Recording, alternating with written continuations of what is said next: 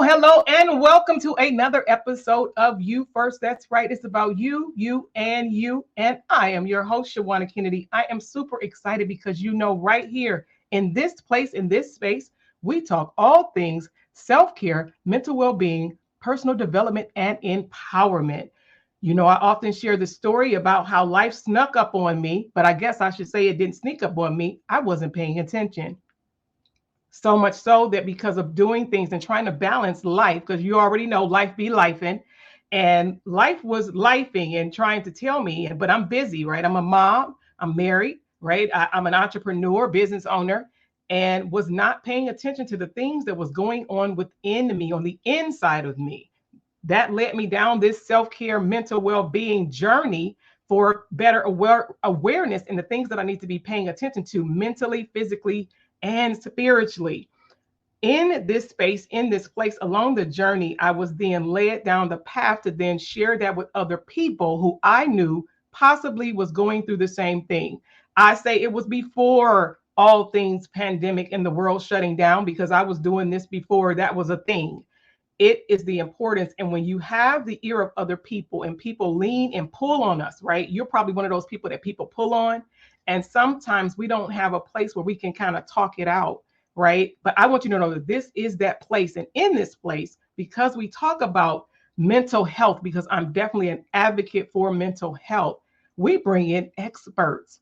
I'm freaking excited over here. I'm hippopotamus happy that I have a young lady. I have someone that is a professional that is in the house today that we're going to get into this amazing conversation. So if you bear with me, we will have who? Dr. Faith Brown right after this. Welcome, Dr. Faith Brown, a dynamic counseling psychologist, performance strategist, business mentor, and author. Dr. Brown is the founder of the Brown Wellness Group in New York City, addressing the mental health needs of physicians. Her notable works include her book, Burnout: The Gift, and establishing the Performance Academy to train medical students in leadership and professional resilience. Renowned for her role as a psychologist for the NBA PA in New York, and her extensive consulting work in the financial sector. Dr. Brown is an established speaker on topics like physicians' health, women empowerment, and workplace collaboration. Join us in welcoming Dr. Brown to You First, where her expertise promises to enlighten and inspire. Woo! Hello, welcome, Dr. Brown. Hello, gorgeous. Oh my goodness. What an intro. Oh my goodness. Thank you so much. It's a pleasure to be here with you. You are so welcome. For some people who don't know, I love it when I did, because I looked back and we had the opportunity, of course, with someone we affectionately love. I've been with you before on a platform, but it's been almost 2 years. It's been a couple of years. So I have been having this type of conversation. And what I was getting ready to do the assets, as they call it, guys, in this world, to prepare for Dr. Brown's presence today, I said, what could I pull together? Because some of you don't know, yes, it is Kennedy Media that does all the graphics, all things graphics for the You First show. And I was pulling together pieces, and I found a few things that I did like. So you guys couldn't see her face in the green room, right? And so it does my heart good to see that. Yes. Today you did your homework. You did your homework. Oh my goodness. I went, who is that? Who is that? Right. It's amazing. And that's the thing when we think about self. Yeah. We should occasionally, and I'm going to ask each of you too, to someone that you know, not just like, but that you love, and even a colleague, how do people see you? How do people see you, whether it's individually, whether it's personal or professional? What are people saying when they see you? When they go to pull things, right? Because we know we all have things out there about ourselves, because it's about you first. What is it that people can see about you? That's why I love the conversation that we're going to have today about trying to master the art of balancing, because I know that could be, it's really, we say balancing, but we know, we have a professional in the house, and Dr. Faith is going to tell us that I guess in some cases it's really not about balancing. It's probably about more of harmony. Yeah, right? of course. Yeah, Yes. you see that she's already nodding. So first things up now, outside of the intro, what is something that we don't know about you? I am an adjunct professor at a medical school. So I try to bookend what I do, taking care of physicians, attending physicians or senior, more seasoned physicians, and then trying to keep the youngins from getting into trouble. So trying to bookend them on both. Probably that I'm a daughter of the South and from a family of 5 girls. So the one thing that I know how to do is, one, really be a sister, in all of its forms. And of course, with that comes this balancing act, right? I'm the middle of 5 girls. So that's about balancing those relationships and how do you get along? And, when one person wants to do one thing and another wants to do another, how do you balance all of that? So, I think that's quite apropos for the conversation upon which we're embarking today. I don't believe I knew that piece about you being 5 girls, because I'm the second oldest of 5 girls. So there we go. Yes. Hello. Have that in common. You feel that. Yeah, really. You know I mean, that's crazy, right? Yes. But it's the truth. And yes. I'm excited because let's just get into it, because when you think about, because we know we have a mix of people, because it's all about you, whether you are mom, even if you're dad, it's all about the individual. But some of these individuals are not just managing a home, they're actually professionals. Yes. How do we begin to even understand what that balance act about, the prioritizing, the balancing? Because we know if you're mom, you have kids, but then there's you. And how can you help them with their you first? Because I call it their you first story. Yes. To where it's not a cliche, it's not a trend, it's not a fad. It should really be a part of a lifestyle of making you at the top. I always say it, and I'll say it again for the record: never above your creator, never above your creator. But there is even an order in how your creator, how God prefers us to live our life, so that we can have a life more abundant. So what would you say on that? I'd say that the first thing to do is to know thyself. What is your value system? And what is your own personal vision and mission statement for yourself? The one thing that we leave out is oftentimes we are enter corporate America, and the first thing we do during orientation is we learn something about the company's vision and something about the company's mission, right? But what about our own? What vision do we have for ourselves? Have we really taken time to think about that? And secondly, what are the missions that are in place to support that vision? And then let's talk about our value system and then the creed that goes along with that, because that's the foundation upon which we build our lives. So once we begin having children or a family, we just bring those pieces together. So if we are family-centered first, then that's a part of our value system.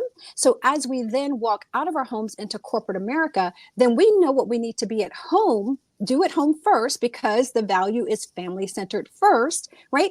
And then go into corporate America or doing our jobs.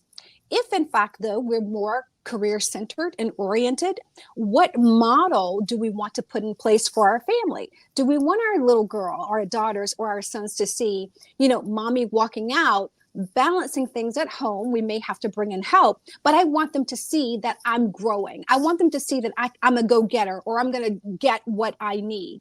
So know thy own self. What model do you want to establish in your home that will eventually become your legacy? So that starts with establishing your own value system, your own creed around that. What is the vision that you have for yourself? And what are the subsequent missions that are in place to support that vision? I love it. Does that make sense? No, it makes total sense, because we often hear in different things, whether, especially if you are in business, you're correct. The first thing you say, what's the why? What's the why behind everything we do? And I don't think that too many people really take a look at what is that why for them, not just for business. What is it for them holistically as the individual. So could you perhaps right up and through there, lean in a little bit to possibly give them some type of a strategy, just real quick, just like, okay, if this is you and you're thinking, Yes. because you're thinking about everything else, you may even have a Yeah. why a home, why the Yeah. car. But Right. what about as the individual, you mirror looking full glass body in the mirror? What's that why? Absolutely, because that's all ancillary. The car, the house, all those things are ancillary. Who am I? We're the nexus. We're in the middle. We're the hub. We're what makes everything spin, and we have to be clear about what that mission is. So if I decide that so let's start at the beginning. I want a business. Why do I want a business? Well, many people say I want to take better care of my family. Well, how do you reconcile a business better taking care of your family? What does that even mean? Yeah. Because if you're building a business just from a 10,000 foot view, you're not going to be present for a family.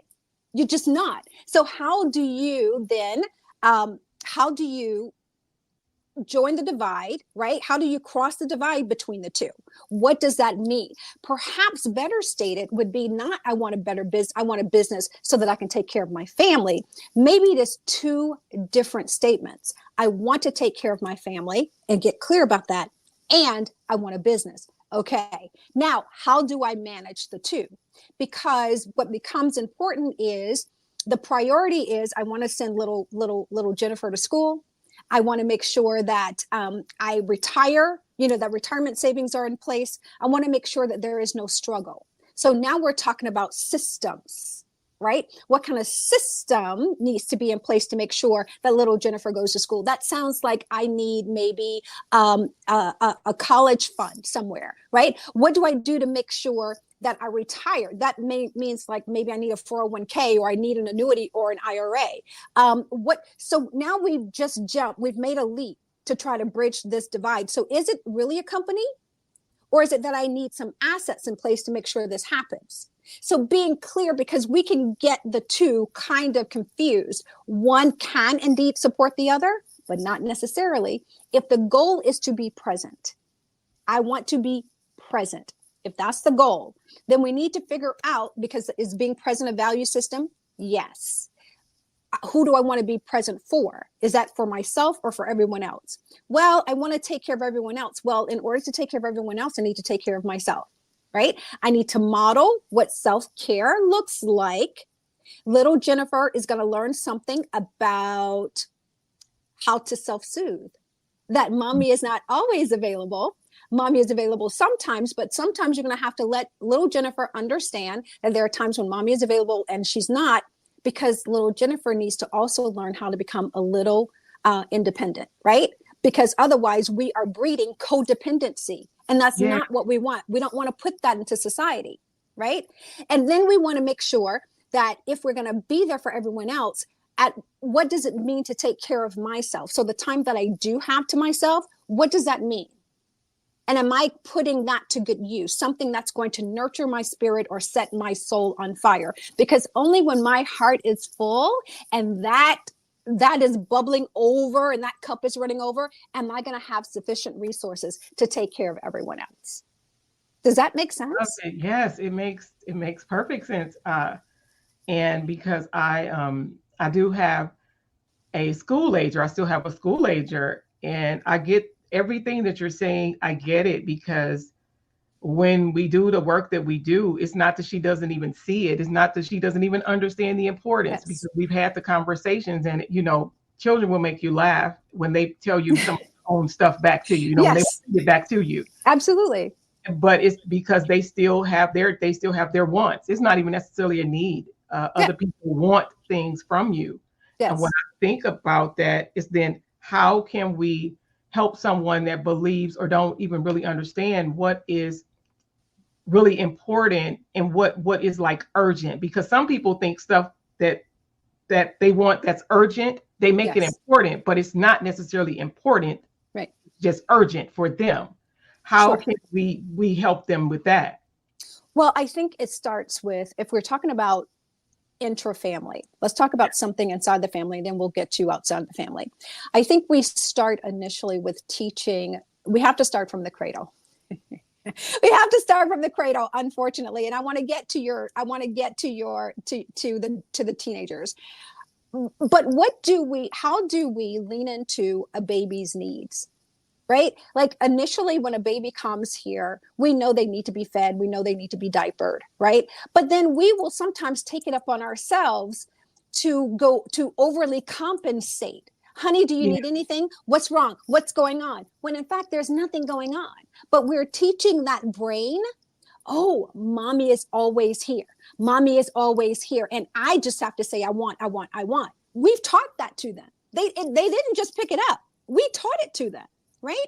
So at some point we have to learn that or teach them. And I think we have to learn ourselves that we don't have to be ever present that way. We're present. We're there to meet their needs, but we're not necessarily there to meet their wants in an urgent way. Mm-hmm. So teaching them like, no. Here are some things you can do for yourself. You don't need mommy for this. Right.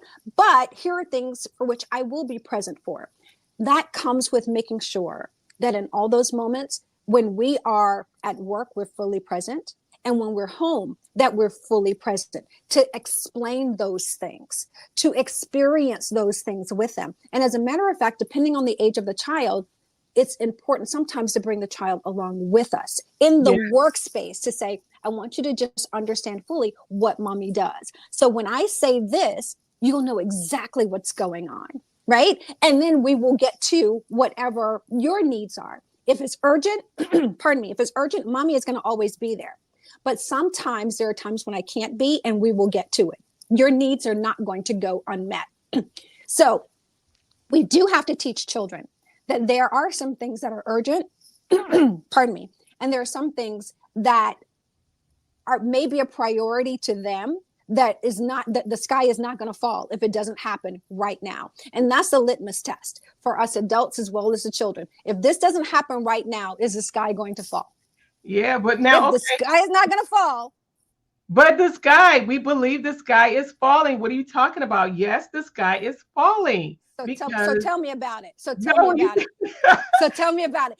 And that would be my next question. Right. Tell me about your sky falling. Tell you about the sky falling, because then it's all the things. It's all the things, because you're right. They're doing it with the little ones, and then we have to retrain. We have to retrain, because I could speak for me having adult children as well as a minor, there's a big difference. The way that I raised them versus how me being able to be more present with my youngest. I've been more present with my youngest.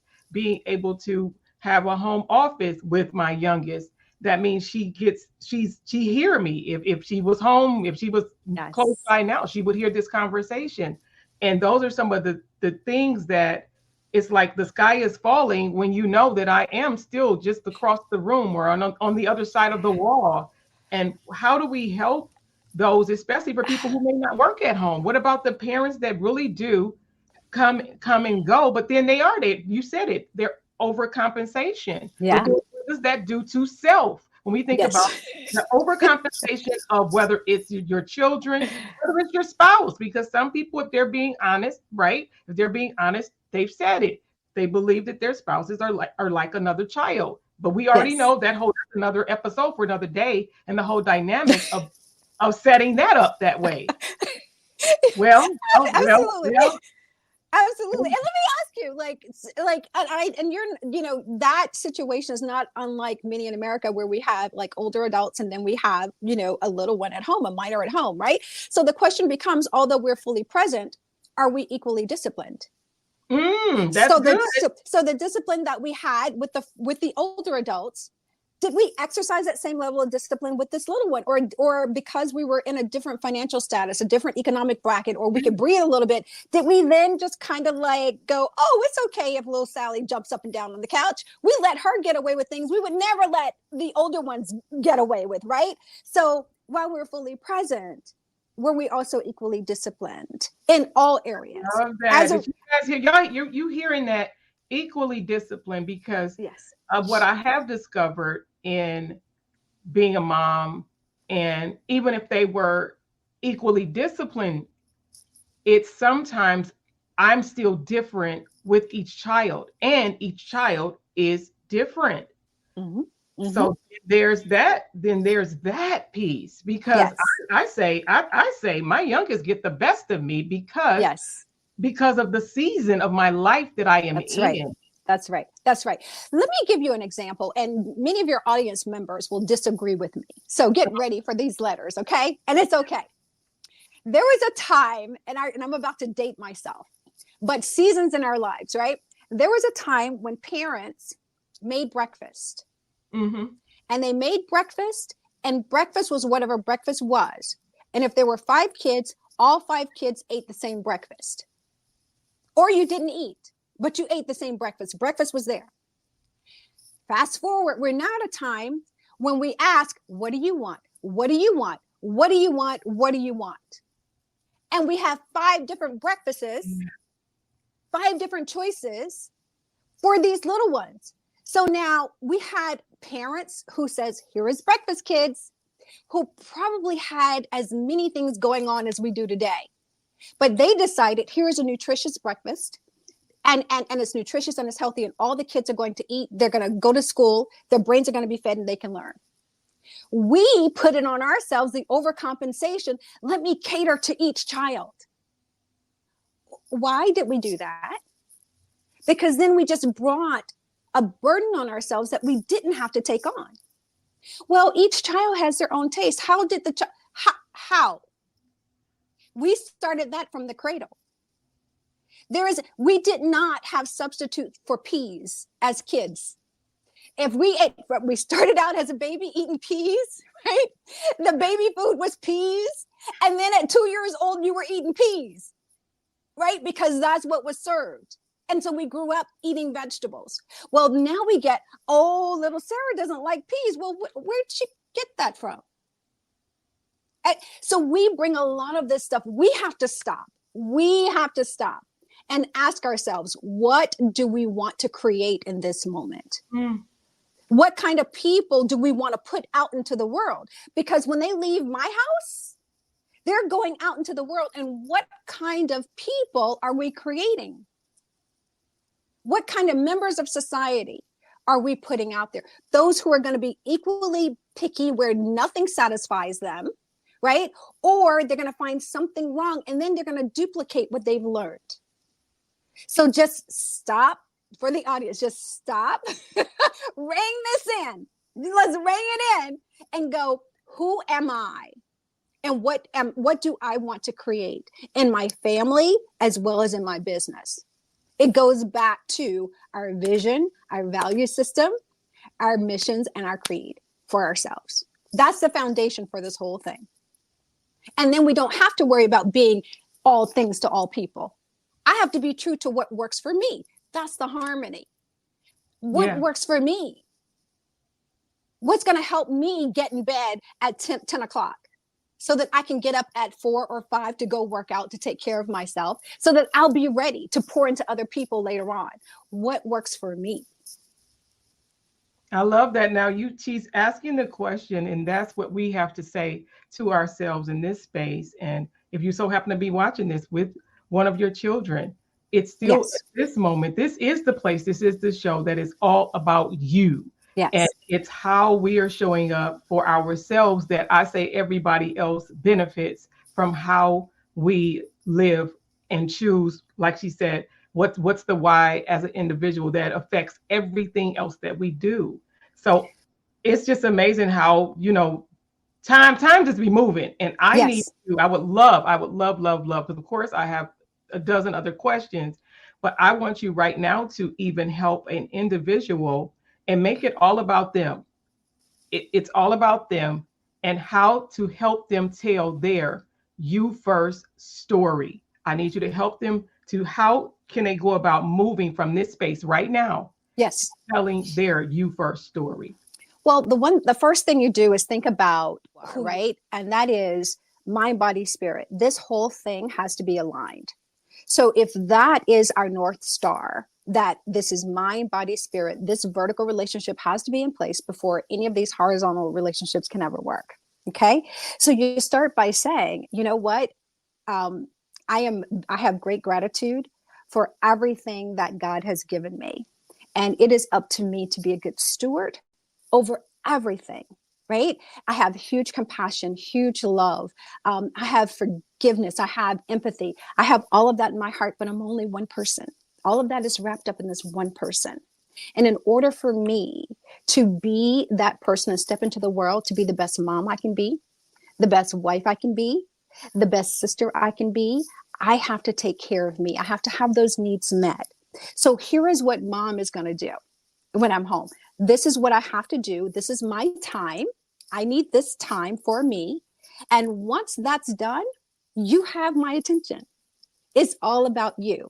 I can be fully present for you because I've been fully present for myself. And believe it or not, setting that standard or that marker is what's going to help the child also begin to establish boundaries as well. As he or she grows, he or she is going to begin to understand that the time that he or she has for themselves, either in health, in self-care, taking care of themselves, that will give them the bandwidth they need to do their homework, right? And then to go outside and play and to be the best friend to their friend group as they can. They will begin to model that behavior. So what you're doing is setting a model for how we show up in the world. And it's not a difficult conversation. It just may be a little hard because little ones don't understand. But as we begin, the more we do that, practice it and have them honor it, right? Because inevitably they're going to come in and say, Mom, but you in a very nice way will have to just gently say, this is mommy's time. I'm going to be with you. And you guys should have either a safe word or an emergency word. So if the sky is really falling, and you're in mommy time, that once they say that word, you understand that it's an emergency. But barring an emergency, this is mommy's time. Okay. So I hope that helps you. I hope that that gives you a place to start. Yes. and that once we begin to put that model into the world, then we know that we're creating other independent contributing members of society. I love it. This has been amazing. You guys already know, yes, I'm going to be beating her door down so we can extend this conversation. Sure. This has been really helpful because we really do. And it's not just the once a year. These are things we need to constantly keep at the forefront. I'm a big proponent of even the 5 W's. Of course, the first one being, with who is yes. all of this for. The who in all of this is you. It is you. Yes. It's about you. And so I appreciate you so much, Dr. Faith. Thank you so much. Stopping by you first. And you have helped give us something else, some other things to think about to just strengthen us along this journey, along our You First journey, along this journey of self-discovery, of being better for ourselves so that we can go out and continue to impact the world. Better for ourselves is right. And I'm going to ask your audience to do themselves, to take the time to do the homework. Figure out the value system, write it down. Figure out your creed, write it down. Figure out your vision. What is the vision for yourself, right? And then write down the missions that support that and work from that template. If it doesn't fit, if it doesn't fit the mission or the vision, that's something that you don't need to deal with at all. It's not a part of the vision. It is. We don't even think about it. It's not a part of the vision. So once we define that, we have a boundary. We have a template to work, a model to work within. And that relieves some of this pressure from going, all over the place and feeling like we have to be all things to all people at the time they want us to be, because it's not so important. It doesn't quite fit the vision. So I hope that helps. I'm so glad to be a part of this conversation with you. Thank you so much. It's been a pleasure. I appreciate it. Dr. Faith, don't you go anyplace. I'll be right back with you. All right, guys, I hope you enjoyed the You First conversation today. Don't you just love Dr. Faith? Think about the things that she said. If you know me, it's all about even the 5 W's. And a part of that is doing your self-work. What is the who? The who is you. Sometimes we make other people our who. No, it's not always about them. Yes, they're important. Yes, they are. They are very important. And they're a large part of the reason why we do what we do. But at the end of the day, it's about you and what is your call? What's your assignment in life, right? What is on you? What's that calling? I want you to do something today that your future self will thank you for, and that's being a better you. I appreciate you for being a part of today's show. Make sure you follow me on all social media platforms, and I am here for you. Don't forget to like and subscribe, and I'll see you guys on another episode of What? You First. Bye for now.